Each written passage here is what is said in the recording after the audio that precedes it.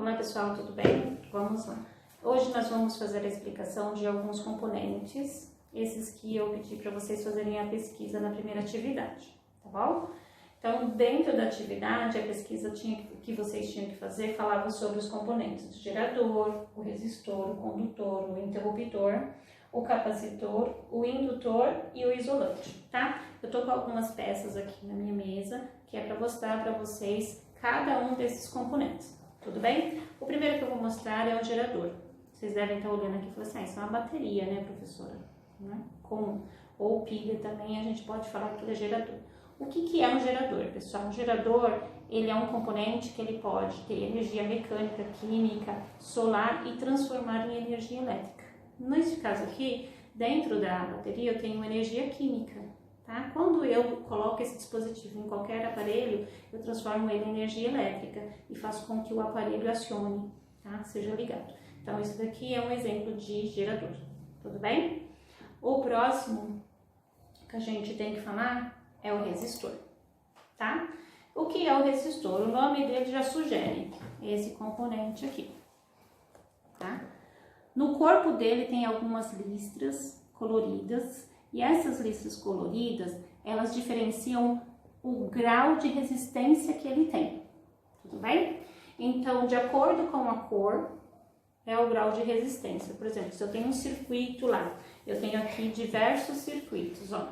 Isso aqui é uma plaquinha impressa e aqui dentro da plaquinha impressa tem diversos componentes. Dentro dos componentes eu tenho aqui um resistor, tudo bem?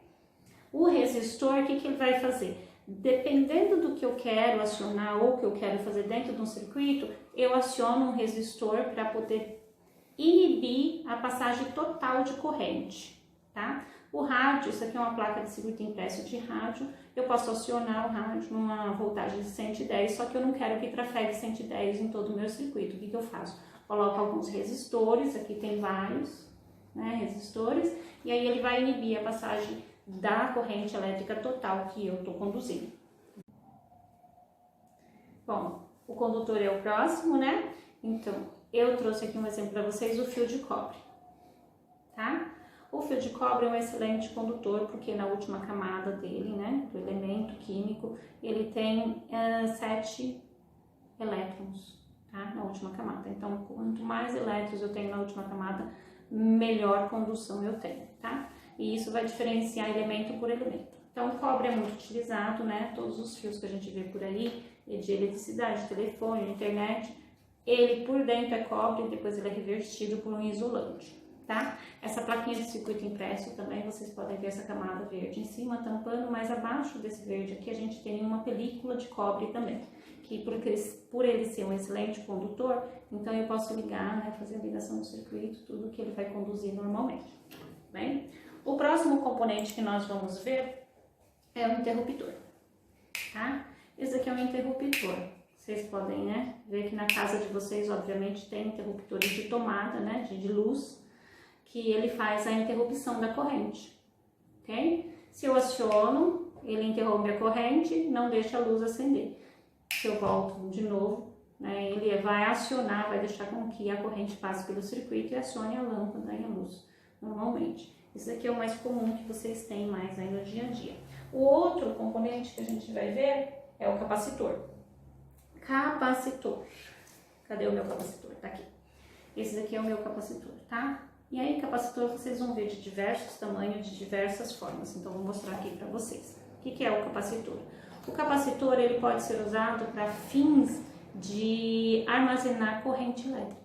Você pode ver que nesse circuito tem uma série de capacitores e aí de vários tamanhos, ó. Tem um aqui maiorzinho e tem outros no meio do circuito menor, tá? O que ele faz? Ele armazena a corrente elétrica e aí quando eu necessitar ele vai alimentando o circuito, né? Gradativamente, tá? Ela é muito utilizada em geladeiras, liquidificadores, em bastante tipos de máquinas. Bom, o próximo componente é o indutor, tá? O que é o indutor? Ele pode ser chamado de solenoide ou de bobina, tá? O que ele faz? Ele armazena a energia elétrica através de eletromagnetismo, campo magnético, ok?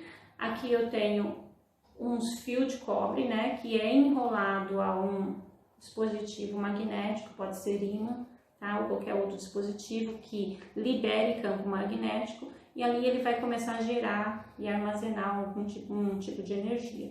E essa energia, obviamente, pode ser distribuída entre o circuito quando houver necessidade, tudo bem? O circuito capturado.